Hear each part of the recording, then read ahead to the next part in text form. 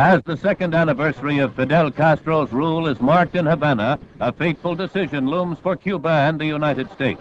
Watching Soviet equipment on parade, Castro issues an order to the American government.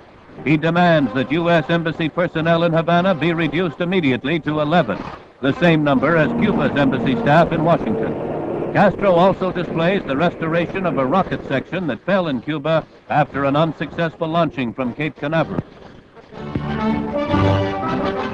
At the White House, Presidential News Secretary Haggerty announces a break in diplomatic relations with Cuba. There is a limit to what the United States in self-respect can endure. That limit has now been reached. Thousands of worried Cubans seek admission to the U.S., but the embassy visa section is closed and the crowds have to be turned back.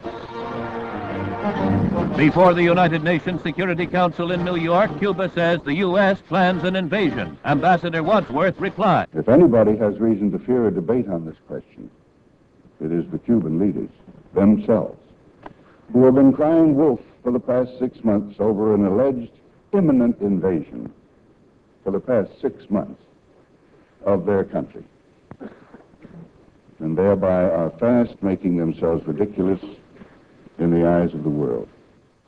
Cuba's Raul Roa is interrupted by anti-Castro hecklers. Con riesgo gravísimo para la paz y la seguridad internacionales. Security guards remove the hecklers from the balcony. Disorder after Castro exhausts U.S. patience. Cuban revolutionary troops such as these have invaded Castro's leftist island fortress, reportedly rallied by a mysterious coded radio message. Alert, alert, look well at the rainbow. The fish will be running very soon. From the sea and by parachute, the rebels have struck along the coast within 90 miles of Havana. Initial accounts of the fighting sketchy, but strafing and bombing of communications and military targets reported with heavy casualties.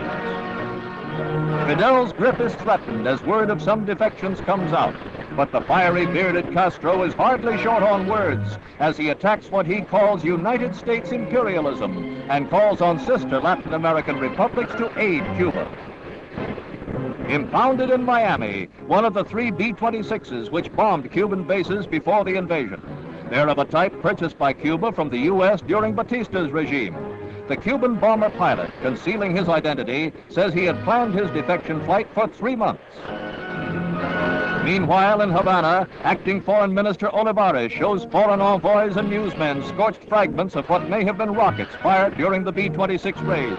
As might be expected, he points an accusing finger at the U.S. The same line is followed at a dramatic meeting of the United Nations General Assembly's Political Committee by Cuban Foreign Minister Raul Roa, charging his nation has been invaded by what he terms mercenaries from Guatemala and Florida. Quickly, forcefully, the charges are denied by Chief U.S. Delegate Adlai E. Stevenson. These charges are totally false, and I deny them categorically. The United States has committed no aggression against Cuba, and no offensive has been launched from Florida or from any other part of the United States.